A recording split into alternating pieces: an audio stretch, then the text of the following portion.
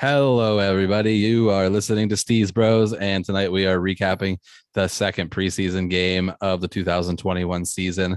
The Pittsburgh Steelers were in Philadelphia to take on the hated cross-state rival, the Eagles. We found out Joe Flacco is still in the league, and he's on the Eagles.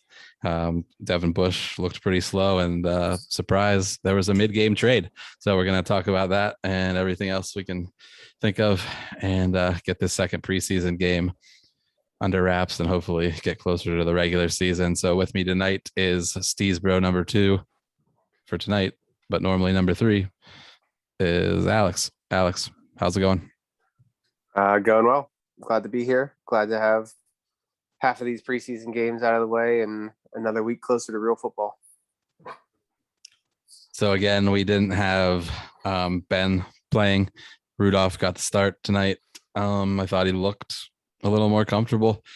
He had a great, I thought, throw to Deontay Johnson, a deep out. He probably threw it 30 yards, hit him in stride. I think the play went for about 50 yards. Deontay did a little dance. What do you think? Think he looked a little better tonight?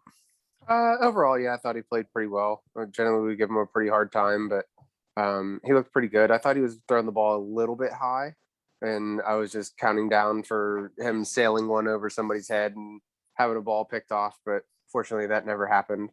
So yeah. I'll take it. He didn't really do that. He did. There was a terrible third down where he got happy feet and took a really bad sack. I'd like to see him just get rid of it. But overall, he looked pretty strong. I loved there was a play action to Najee, and then Najee did like a circle into the middle of the field, and Rudolph threw it to him. I love that play. Hopefully we see a lot of that this year. Everyone's been raving about Najee's route running ability and pass catching ability. So I really hope that they are able to take advantage of it this season. Yeah, I'm excited. Najee. I'm going with Najee. He pronounces it Najee. So, but potato. I think he should be special. He is really. There was a couple times last night where he should have been tackled at the line of scrimmage or for a loss, and he turned it into a gain. And very rarely does the first person who touch him get him down. Love his leaping ability, and it's great to watch. But super cliche to say. Eventually, as I say, people are gonna figure that out, and he's going to learn the hard way that as good as the SEC is, the NFL is a different beast. So I'm just ready for him to get popped one of these times. But I was impressed with him again. Yeah, speaking of Rudolph throwing high, he nearly got Najee killed on one of those checkdowns that was late and high, and he took a good shot, but didn't seem to phase him. I think I didn't notice last week if Ingram was in on defense. I thought this was the first time we saw him in action because it looked really weird to see a single digit on the defensive side of the ball. Yeah, it's still taking time to adjust to that. I noticed Steven Nelson for the Eagles is a single digit too, and it took some time to adjust to seeing that. But I was pretty sure he played in the first preseason game, and now that you say that, I'm not sure that he really was. Yeah, but he didn't flash much if he did. And then also former Steelers, the Gravedigger Hargraves on the Eagles, and he was blasting through the line pretty frequently. Wish we still had him, although our D line's pretty tight. Yeah, he's great, and I would say he's one of those guys that you pine for in the draft and hope that your team takes him, and then they finally did, and he panned out better than you could ever hope. So watching him play for another team is a little salty, but still glad to see that he's doing well. And as I say, the Eagles have to be paying their defensive line more than any other team in the entire league, but they have probably over $200 million invested in that line in total contracts, not this year, obviously, but I think Fletcher Cox is over 100, and they gave Hargrave a big deal, and I'm going to completely blank on who the other guy is, but he has a huge contract too. That's enough between two of them. Their team's going to be a hot mess this year to watch. It's going to be fun. They are constantly, ragging on Hurts and hair trigger on yanking him out of there if he does one thing wrong. And Yeah, they were a mess last year. I don't know what they're gonna do. Their new coach seems like a moron. I don't. I mean, I can't believe they got rid of Peterson. And if you have heard Sirianni talk, he it's doesn't not come great. across well. I can't wait till they lose and they have to interview him. It's gonna be hilarious. My feelings on the Eagles aren't the warm and fuzziest, so I won't complain. But the NFC Beast is going to be a debacle this year, as it is most years. But all the teams are pretty much in chaos. Yeah, but get some popcorn and we can watch. Yeah, and then be thankful Dallas. for. Yeah, and they're a mess too. I don't know if you saw Hard Knocks at all, but no, I didn't see it yet. There wasn't anything too glaring on there, but they're already sending Dak back for another MRI or two. Oh, yeah. So people are wigging. Not only is he rehabbing his ankle, but now his shoulder's acting up, and who knows what will happen. He's probably fine. Let's warm up the red rifle. Oh, Lord. All right. They have Ben DiNucci too. So. Oh, yeah. From Pitt. Yep, he went to Pitt. So some other starters we haven't seen. Hayden hasn't been out there, so we've been getting to see a long look at Pierre, Sutton, and I don't know how you pronounce it, Mallet, Maulet, Maulet, the guy who signed. Best friend. Yeah, what? But yeah, they're taking a look at. I don't think Aminka's been out there either. So It's been an interesting look at the secondary. And Devin Bush was in, looks slow. I think you can expect him to be a step slow for the first half of the season, at least coming back from the ACL. So, I mean, it sucks, but I thought he was looking great before he got hurt. So hopefully he can round back into form by midseason. I hope so. I've soured on him pretty quickly. Yes, it's very strange. I don't know. I feel like he has an entitlement about him, and I don't like it. But his social media outburst rubbed me the wrong way. I just don't get it. But and then this is why I don't follow any players of any sport on social media. Neither do I. I don't follow him or anything like that. But people will retweet it into my timeline, and as I say, when you do it as much as he did, and it was so out of character he had tweeted like anything in 2 years and then went off on this weird tirade. And then the worst part about it, I think, is I don't know if the team or Tomlin or the other guys on the defense were kind of told him to cut it out, and the media asked him about it, and his answer was super immature, and it was just like, yeah, well, it's mine, I'll do what I want. And it's like, come on, dude. But worse than anything was he just seems that he's getting smoked in coverage, and we know the Steelers' love for putting linebackers on receivers and how well that goes. So I don't know. He's the 10th pick in the draft, so hopefully it's just getting back from that knee injury and he'll be back to form, and him and hopefully Schobert can actually cover people, but we'll see. Yeah. So speaking of coverage, linebackers, in the middle of a preseason game, the Steelers went out and made a big trade for an inside linebacker that can cover. Clearly Spillane is getting toasted, and like we said, Bush looks a little bit slow, and they're thin there with the unexpected retirement of Vince Williams. So the Steelers go out and get Schobert, who's probably one of the better cover linebackers in the league. I think they gave up a 6th rounder. From what I saw, they're going to take on a boatload of salary. But it should be a big improvement, and hopefully you won't see those gaping holes in the middle of the field, or see a linebacker trying to cover Jarvis Landry in the playoffs like Spillane, because that's just worked out the way it did. The Steelers got blasted. So it's great to see him make a move for a position of need. Hopefully he can come and step right in and make a difference, because that'll be if it's Bush and him in the middle, that should be awesome. Yeah, it should be good. we'll see what happens. I'm interested to see if they'll restructure him or what they'll do with the money. But I think, and I have a limited understanding of how the cap works, but I feel like at this point, all the proration and the signing bonus will all stick with Jacksonville. So it should be a pay as you go thing. So whenever I would say he ultimately will start declining, I think he's past the peak of his career.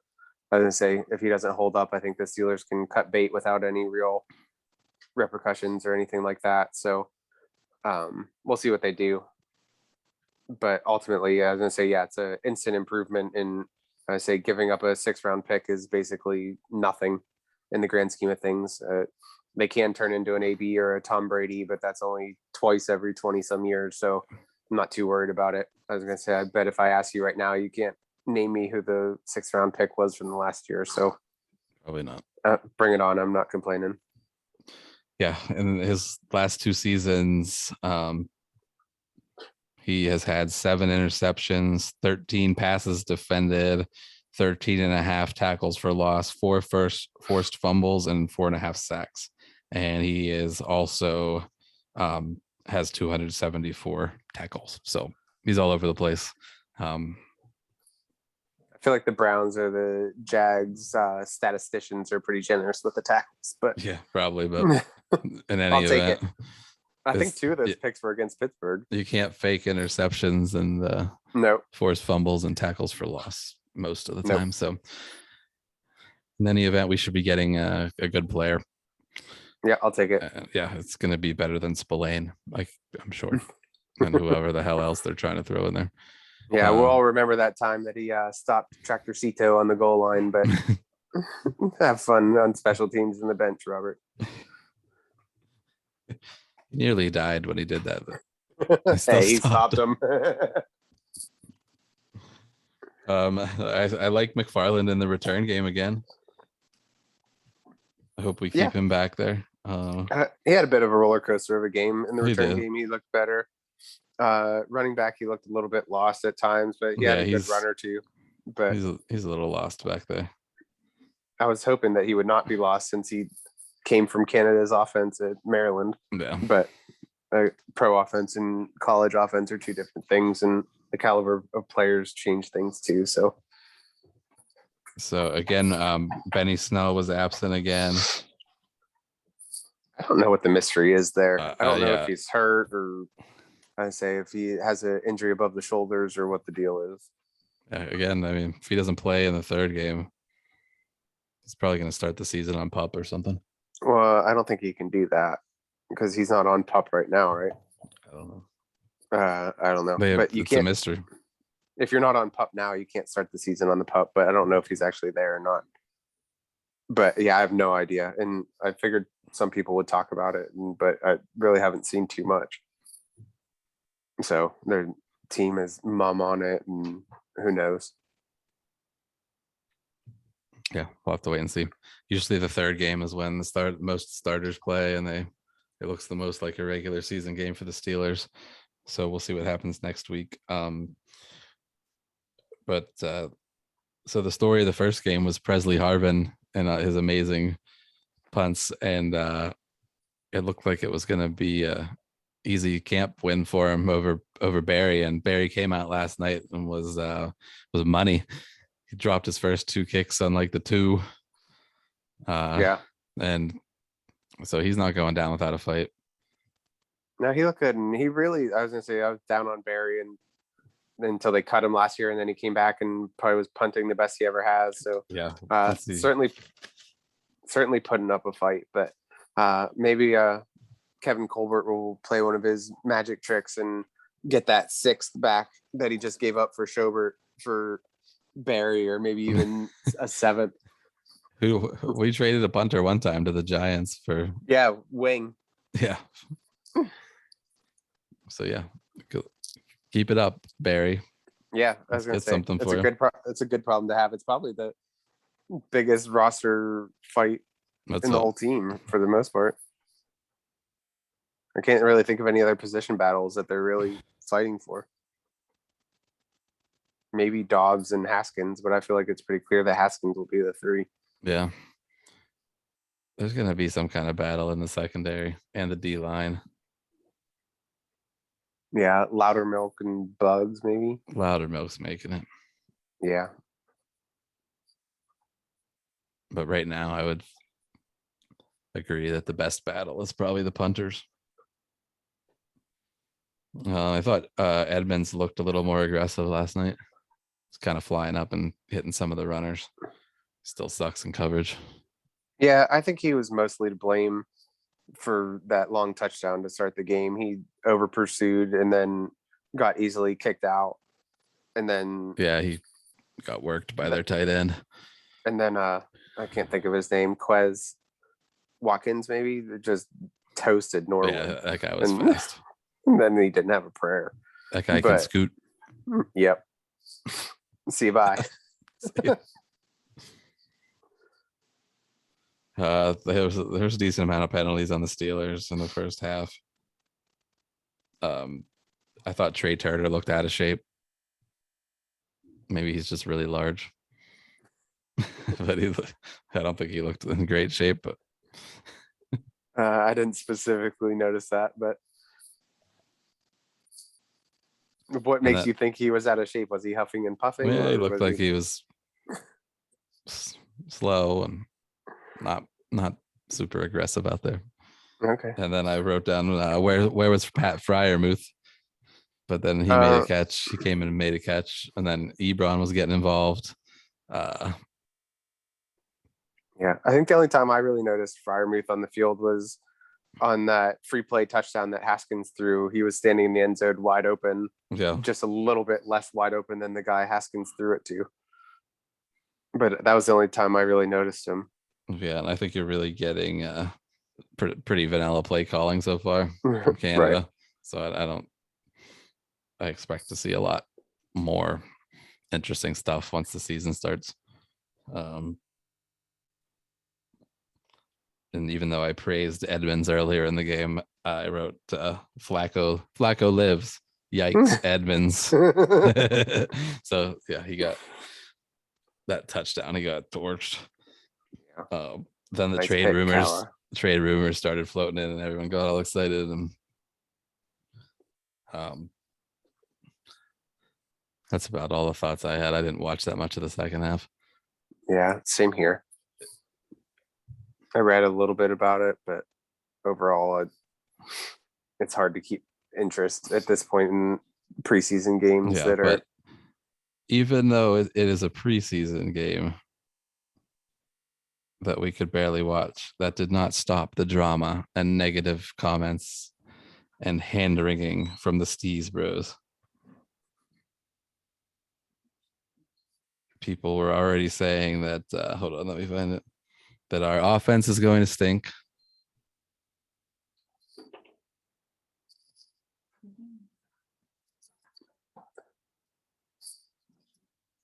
That Devin Bush getting smoked, that was true. So we were barely into the first quarter, and we have our offense is going to suck this year text, and Ben Roethlisberger has yet to take one snap. The offensive line blows and holds everyone. The play calling is the worst. I see no lies here. We're mad about throwing drag routes to the line of scrimmage on 3rd and 7. And we want them to actually attempt to play like they would in a real game. And half our starters are on the bench. And then that led to the game started at 7:30, and at 8:10, "Welp, I've seen all I need to" text. Then followed by 2 minutes later, the Steelers traded for Joe Schobert. So that happened. Followed by Sherba wondering if he was any good. It's a great text recap. Yeah. But yeah, I love the basically the season's gone down the tubes already, and it's only the second preseason game. Yeah, that's a typical Steelers preseason then. Yeah. Josh says the coaches must have lost faith in Spillane, and yeah, he does. I think they definitely did. So I think Spillane lost the faith of the coaches more than anything.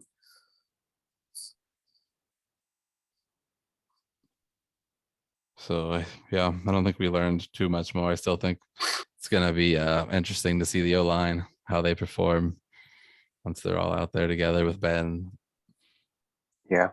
I mean, I do know in the second half they were running it a lot better. Apparently the Eagles' third string defense is terrible. Yeah, I think Dotson was in there, and I was gonna say that's his biggest strength is to maul people. So hopefully, I say it's a matter of practices before he's back running with the ones. Kendrick Green, for as fast as he is, got worked on one of those sacks. I forget if it was Rudolph or Haskins, but he might as well have been wearing ice skates and been pushed by a bear. It looked like, but he got smoked there. So for some excitement that there was on last week on him, it got brought back to real life and reminder that he's still a rookie here. But yeah, hopefully we can get them all together and playing and get some snaps. Hopefully a couple series, Ben will play the next game and with the real O-line, and then we can get into week 1 and go from there. Get smoked by Josh Allen in his $250 million contract. We're gonna go through the schedule after the fourth preseason game and make predictions for the season. But that schedule's rough this year. I'll just say that for now. But I feel like every time we think the Steelers have like a super tough schedule, they end up being like 12-4 or 11-5. 2008 was the Yinzer Anthem song says is the toughest schedule in all of recorded time, and they won the Super Bowl. So it was. That's my feeling. Every time we get the tough schedule, we rise to the occasion. Yeah, it's also flawed logic looking at last year's record and thinking how tough your schedule is going to be, because there's always teams that were in the playoffs and then stink the next year, and there's teams that stink the last year who make an improbable run. So yeah, there's certainly flawed logic in looking at it that way. But everybody does it. Yep. Just like we're about to pick wins and losses based off of week to week. Yeah, we're just gonna make predictions. Have some fun, like we do. Then we can look back at the end of the year, make fun of ourselves. But yeah, it's like for you may not know, but I'm in a large bocce tournament every year. And this year, the top first through 5 seeds in 2019, because we didn't have the bocce tournament in 2020 due to COVID, finished 6th, 8th, 10th, 15th, and 16th. Ooh. And where did you finish? I was the top. I was number 12 team coming out of 2019, and the top 5 finishers this year came from 9th, 11th, 12th, 13th, and 14th. And the Brotherhood, which is my team, happened to come out on top for our 4th title, 4th Golden Balls Trophy award. So one for the thumb next year. Another good year. So we'll try to here's the Golden Balls Trophy. Oh yeah.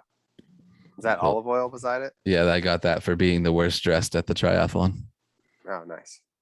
Fitting. They were just jealous of my NBA tank top. I thought it was nice. So looking ahead, Steelers have the Lions next Saturday. And then the last game, as always, the last few years, is the Carolina Panthers. All right. So hopefully next week we will have a little bit more to talk about with hopefully we get to see some Ben, some Minka, some Joe Hayden, some any of the other starters that haven't been in, and we'll have them to complain about.